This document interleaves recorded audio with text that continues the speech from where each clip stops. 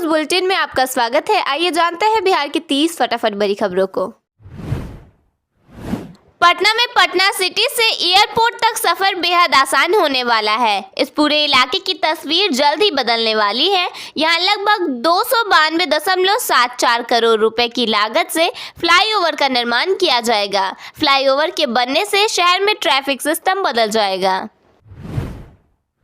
बिहार सरकार ने बस किराए में 10 से 15% बढ़ोतरी का प्रस्ताव दिया है, जिससे लाखों यात्रियों पर सीधा असर पड़ेगा। साधारण से लेकर वॉल्वो बसों तक के लिए नई दरें तय की गई हैं। परिवहन विभाग ने आम जनता से 1 महीने के भीतर सुझाव और आपत्तियां मांगी हैं। बिहार के बोधगया में लगभग 21 करोड़ रुपए की लागत से 40 एकड़ भूमि पर 7 wonder of the world park का निर्माण किया जा रहा है। इस पार्क में दुनिया के 7 अजूबों की प्रतिकृतियां तैयार की जाएंगी, जिनमें चीन की दीवार और पिरामिड जैसी संरचनाओं का काम लगभग पूरा हो चुका है। मुख्यमंत्री नीतीश कुमार द्वारा घोषित यह परियोजना सौर ऊर्जा और आधुनिक सुविधाओं से लैस होगी, जिसका उद्घाटन अगले 2 महीनों में होने की संभावना है। इस बार की जनगणना पूरी तरह डिजिटल होगी। इसमें मोबाइल ऐप के जरिए डेटा एकत्र किया जाएगा। लोग 17 अप्रैल से 1 मई 2026 तक स्वयं ऑनलाइन जानकारी दे सकेंगे। बिहार में मकान सूचीकरण और मकानों की गणना का कार्य 2 मई से 31 मई 2026 तक घर घर जाकर किया जाएगा। इस प्रक्रिया के दौरान लोगों से 33 महत्वपूर्ण सवाल पूछे जाएंगे, जिनमें घर की बनावट, पेयजल, बिजली, शौचालय के साथ साथ इंटरनेट, मोबाइल और वाहनों जैसी सुख सुविधाओं का विवरण शामिल होगा। केंद्र सरकार ने इस वर्ष खरीफ सीजन के लिए फॉस्फेट और पोटास उर्वरक पर 41,534 करोड़ रुपए की पोषण आधारित सब्सिडी को मंजूरी दी है। सरकार ने कहा कि इससे किसानों को उर्वरक उचित और किफायती दर पर उपलब्ध हो सकेंगी। केंद्र सरकार ने घरेलू विमानन कंपनियों को राहत देने के लिए एयरपोर्ट पर लैंडिंग और पार्किंग शुल्क में 25% की कटौती की घोषणा की है। यह राहत तुरंत प्रभाव से लागू हो गई है और 3 महीने तक प्रभावी रहेगी।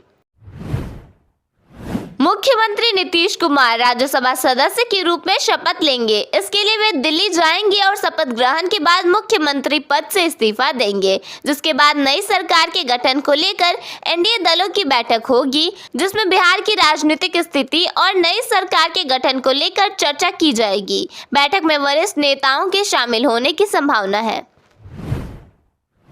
पटना में मत्स्य विकास बोर्ड का क्षेत्रीय कार्यालय खोला जाएगा। इससे बिहार के मत्स्य पालकों और उद्यमियों को तकनीकी सहायता और योजनाओं का लाभ आसानी से मिल सकेगा। उप मुख्यमंत्री और नगर विकास मंत्री ने कहा है कि पार्किंग और होर्डिंग प्रबंधन को व्यवस्थित कर नगर निकायों की आय बढ़ाई जाएगी। सरकार का कहना है कि इससे शहरी प्रशासन को और बेहतर बनाया जा सकेगा। परिवहन मंत्री ने कहा है कि 2019 से पहले पंजीकृत वाहनों में हाई सिक्योरिटी रजिस्ट्रेशन प्लेट लगाना अनिवार्य है। वाहन मालिक 1 महीने के अंदर अधिकृत एजेंसी या डीलर से यह प्लेट लगवा सकते हैं। मुंगेर जिले के असरगंज स्थित ढोल पहाड़ी को इको टूरिज्म स्थल के रूप में विकसित किया जाएगा। इसके लिए 12 करोड़ 49 लाख रुपए की स्वीकृति दी गई है।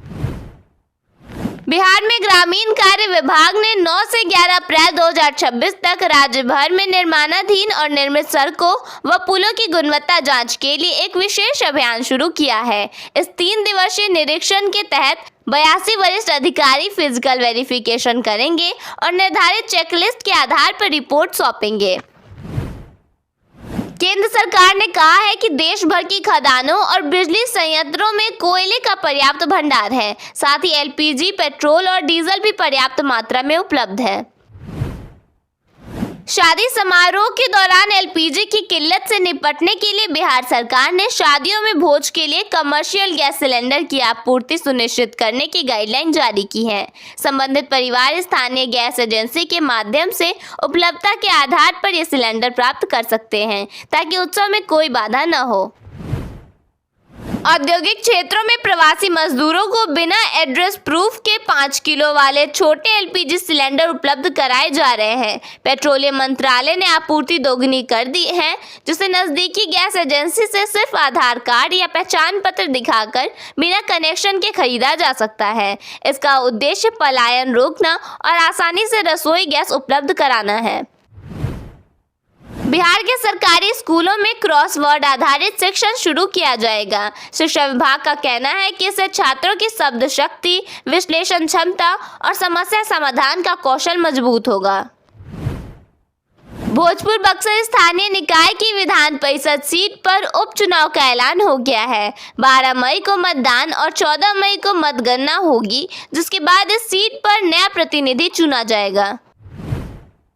बेटी की शादी की सारी तैयारियां पूरी हैं, लेकिन भागलपुर की एक मां गैस सिलेंडर की कमी से परेशान है। 17 अप्रैल को होने वाली शादी से पहले वह प्रशासन से गुहार लगा रही हैं। अगर गैस नहीं मिला तो मेहमानों के लिए खाना कैसे बनेगा।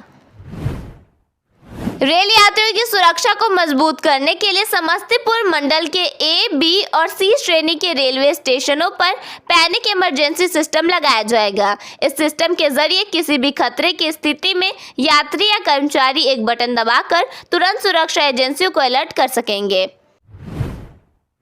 शिक्षा भर्ती परीक्षा TRE 4 को लेकर बिहार की राजनीति में एक बार फिर हलचल तेज हो गई है।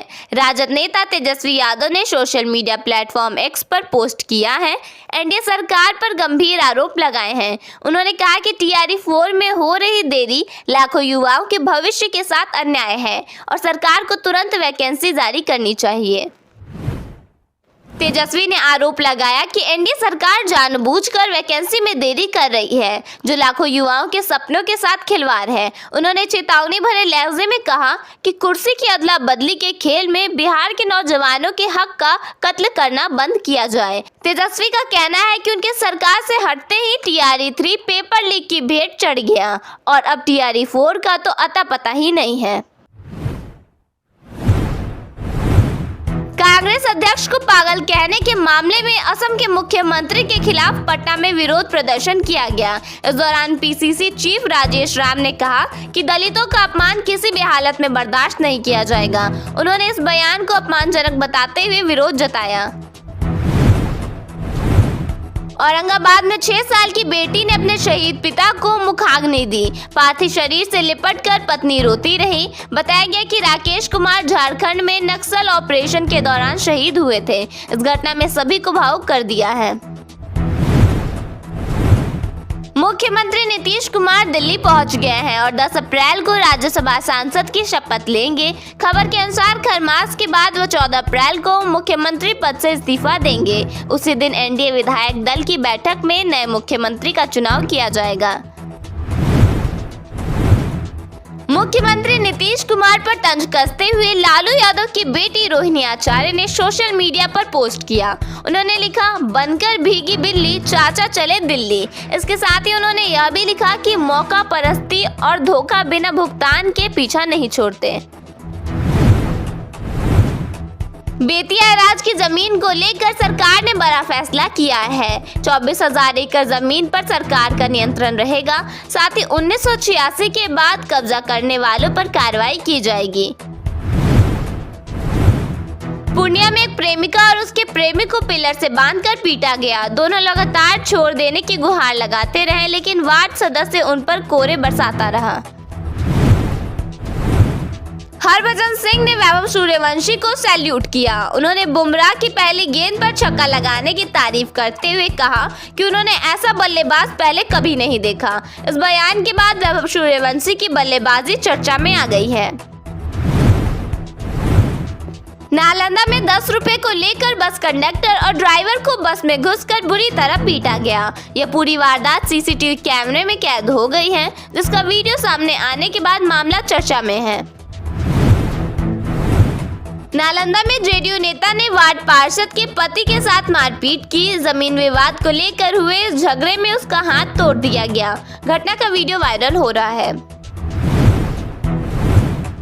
बेमौसम बारिश के कारण महंगाई बढ़ने से रसोई का बजट बिगड़ गया है। दाल, रोटी, प्याज और तेल जैसी जरूरी चीजें महंगी होने की आशंका है। साथ ही इस साल 6% कम बारिश का पूर्वानुमान लगाया गया है।